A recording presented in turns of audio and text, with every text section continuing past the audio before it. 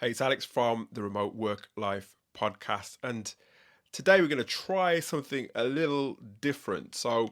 Um, as well as the long form podcasts, I've been sort of playing around with the idea of doing, I guess, shorter versions, shorter bite sized versions to kind of create podcasts that highlight salient points of things that I've either learnt myself or I've learnt from other people. So essentially, tips of the day, essentially, thoughts and insights that I've sort of used myself in order to improve myself, either work while working remotely, working from home, or just as an individual. And these insights, these tips, these thoughts of the day can be around, or I intend them to be around things like job search, general personal development, or as I said, nuggets of information that I've learned from the many CEOs, executives, leaders that I've interviewed over the years in the podcast, but even as an exec recruiter. So I hope that you can, I guess, get something from these insights. Hope they can help you to improve in any small way.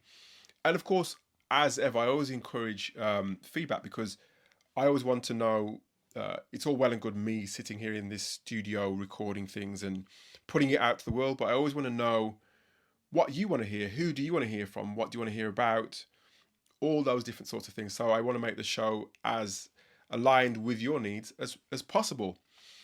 And just to kick things off, then, in terms of the tip of the day, and I intend to post a tip of the day every Thursday. So look out for these every Thursday. Today, I'm going to talk about the importance of prioritizing mental health and reducing perfectionism in a remote work environment, especially. And I want to share a little anecdote and provide hopefully some insights that you can act upon if this is something that is is close to you or something that you feel is relevant to you. I set unrealistically high standards for myself, leading to increased stress, a decline in my overall well-being. It took a toll on my productivity, my morale, and I realized that something needed to change. Now, this experience prompted me to reevaluate my approach to remote work and prioritize the mental health of myself. But also, I wanted to get my team involved, people in my team involved with that as well, just to make sure that they were also, uh, I guess, looking after their own mental health as well. So, here are a few things that I did and I encourage my team members to do as well. And there may be things that you could also do. So, one of the things is encouraging open communication. So fostering an environment where team members feel comfortable discussing their mental health and well-being. You can achieve this through check-ins. So at an agreed point, so you're checking in either by phone, you're checking in via a text message, text messaging, or you're checking in via video call, whichever suits you and suits the people that you're checking in with, and creating an open space for dialogue. So that's the first thing. So encouraging open communication. Second thing is setting realistic expectations. So striving for excellence, but recognize that perfection is unattainable. You can't be perfect in everything, or there's very few things that you can be perfect in. Maybe the things that you can't be perfect in. Nothing is ever perfect. And who wants perfectionism anyway? So encourage your team and also you as well focus on continuous improvement and learning from mistakes rather than always hammering the sort of drum of perfectionism with yourself. Don't be hammering yourself with perfectionism all the time. So that's number two. Number three is promoting a balance in work and life. So some people call it work-life balance, and each person's perception idea of what work-life balance is different. I know that. But emphasize the importance of disconnecting from work and taking breaks. Encourage team members and also yourself as well to set boundaries and avoid overworking, because that can be a symptom of perfectionism, that overwork. I used to do that quite a lot. I used to work and work and work until I got to the exact point that I wanted to get to. And even then, I was still finding things that I could polish. So that can lead to burnout. And I think that did with me a few years back. And I think I wrote a post about that some point ago on LinkedIn. But yeah, promote balance in work. I'm loath to say work-life balance, but promote balance.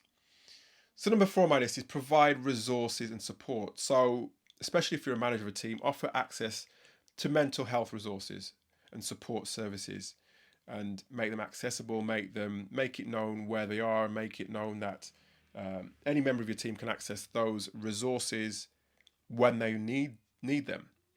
So this can include employee assistance programs, counselling services, and educational materials on stress management and resilience. So make that known to your team and obviously use those as you need.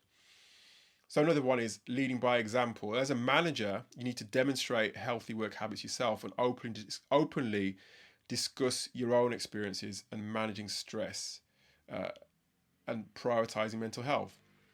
This can help reduce the stigma associated with mental health discussions in the workplace.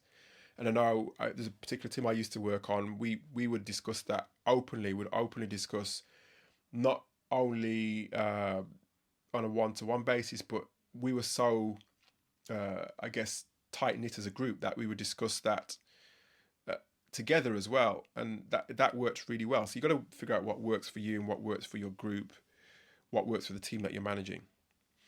And I just end by saying, by prioritizing mental health and reducing perfectionism, remote managers especially can create a supportive and thriving work environment for their teams.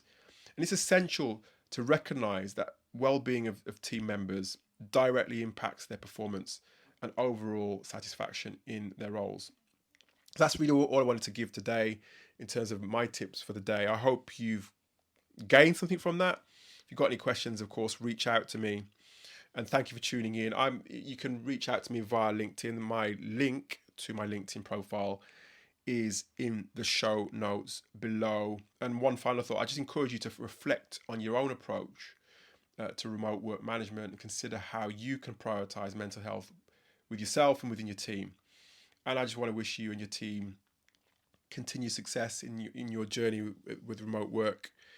And I look forward to sharing more, hopefully valuable insights with you in the next episode.